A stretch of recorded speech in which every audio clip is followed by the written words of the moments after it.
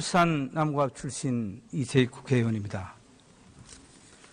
저는 오늘 두 가지 문제에 대해서 저희 소견을 밝히고자 이 자리에 섰습니다.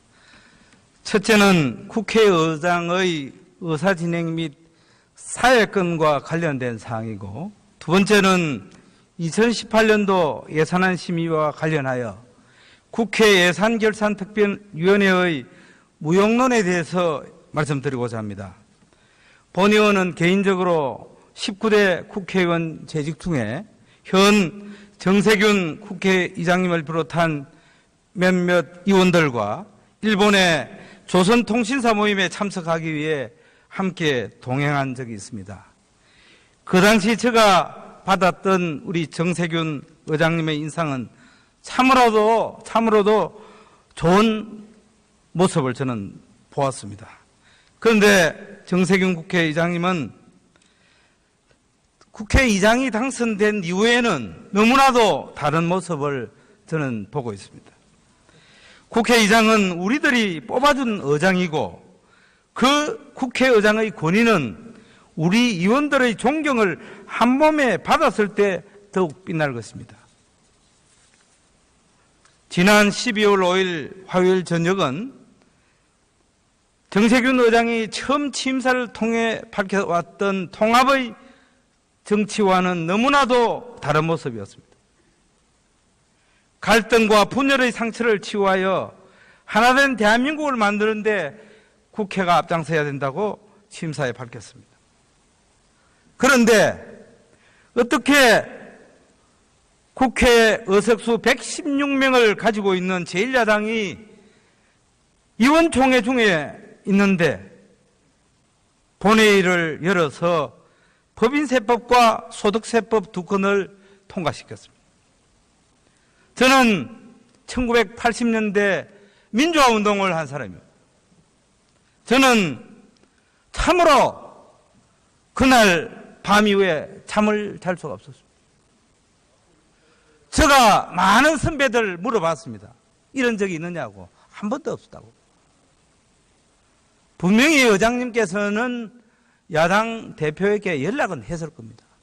그렇지만은 연락하고 입장 안 한다고 해서 일방적으로 의안을 두 건이나 상정했다고 하는 것은 있을 수 없는 일이고 독재시대 때도 있었던 일이 아닙니다.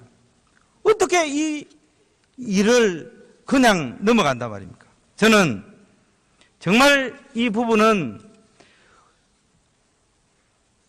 우리 대한민국의 민주화를 위해서 그토록 처절하게 싸웠던 민주 인사에 대한 모독이고, 우리 국회사회에 영원히 지울 수 없는 오점을 저는 남겼다 저는 생각합니다. 이 부분에 대해서 정세균 의장께서는 충분하게 해명하고 다시는 이런 일들이 있어서는 안 되겠다는 말씀을 분명히 말씀을 드립니다. 두 번째로 저는 예산결산특별위원회의 무용론에 대해서 말씀드리고자 합니다. 국회 예산특별위원회는 모두가 알고 있다시피 1년간 상시위원회로 활동하고 또 그렇게 전문적인 지식을 갖고 1년 동안 활동을 하고 있습니다. 그런데 2018년도 예산안 심의를 보면서 저는 참으로 우리 국회가 과연 예결위를 가동할 필요가 있는가, 저는 회의를 했습니다.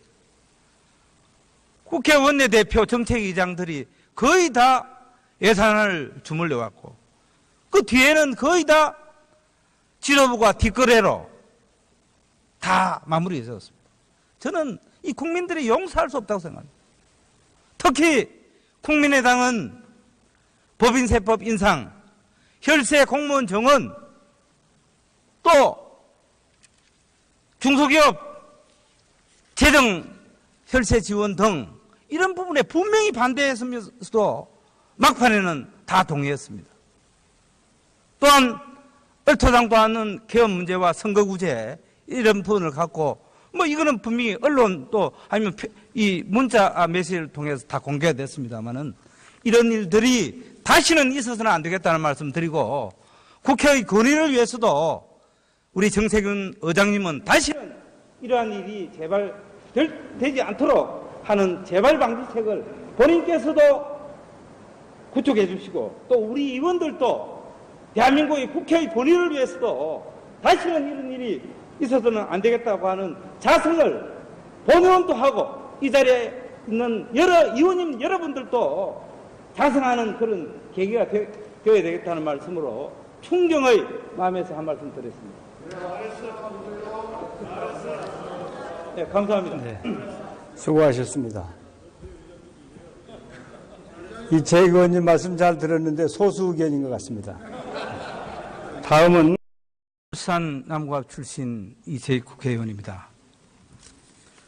저는 오늘 두 가지 문제에 대해서 저희 소견을 밝히고자 이 자리에 섰습니다. 첫째는 국회의장의 의사진행 및 사회권과 관련된 사항이고, 두 번째는 2018년도 예산안 심의와 관련하여 국회 예산결산특별위원회의 무용론에 대해서 말씀드리고자 합니다.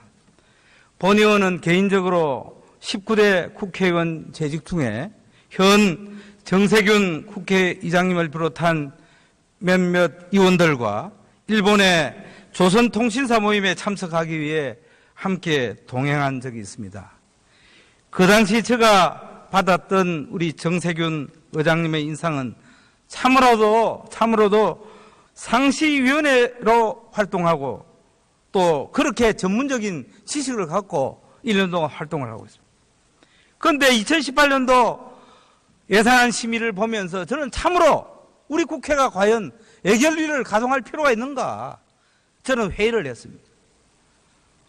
국회 원내대표 정책위장들이 거의 다 예산안을 주물려 왔고 그 뒤에는 거의 다 지도부가 뒷거래로 다 마무리되었습니다.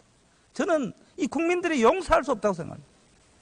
특히 국민의당은 법인세법 인상, 혈세 공무원 정원, 또 중소기업 재정 혈세 지원 등 이런 부분에 분명히 반대했으면서도 막판에는 다 동의했습니다. 있었던 일이 아닙니다. 어떻게 이 일을 그냥 넘어간단 말입니까? 저는 정말 이 부분은 우리 대한민국의 민주화를 위해서 그토록 처절하게 싸웠던 민주 인사에 대한 모독이고 우리 국회사회에 영원히 지울 수 없는 오점을 저는 남겼다 저는 생각합니다. 이 부분에 대해서 정세균 의장께서는 충분하게 해명하고 다시는 이런 일들이 있어서는 안 되겠다는 말씀을 분명히 말씀을 드립니다. 두 번째로 저는 예산결산특별위원회의 무용론에 대해서 말씀드리고자 합니다. 국회 예산특별위원회는 모두가 알고 있다시피 1년간 국회 의석수 116명을 가지고 있는 제1야당이 의원총회 중에 있는데 본회의를 열어서 법인세법과 소득세법 두 건을 통과시켰습니다. 저는 1980년대 민주화운동을 한 사람입니다. 저는 참으로 그날 밤 이후에 잠을 잘 수가 없었습니다. 제가 많은 선배들 물어봤습니다. 이런 적이 있느냐고. 한 번도 없었다고. 분명히 의장님께서는 야당 대표에게 연락은 했을 겁니다. 그렇지만은 연락하고 입장 안 한다고 해서 일방적으로 의안을 두 건이나 상정했다고 하는 것은 있을 수 없는 일이고 독재시대 때도 좋은 모습을 저는 보았습니다. 그런데 정세균 국회의장님은 국회의장이 당선된 이후에는 너무나도 다른 모습을 저는 보고 있습니다. 국회의장은 우리들이 뽑아준 의장이고 그 국회의장의 권위는 우리 의원들의 존경을 한 몸에 받았을 때 더욱 빛날 것입니다.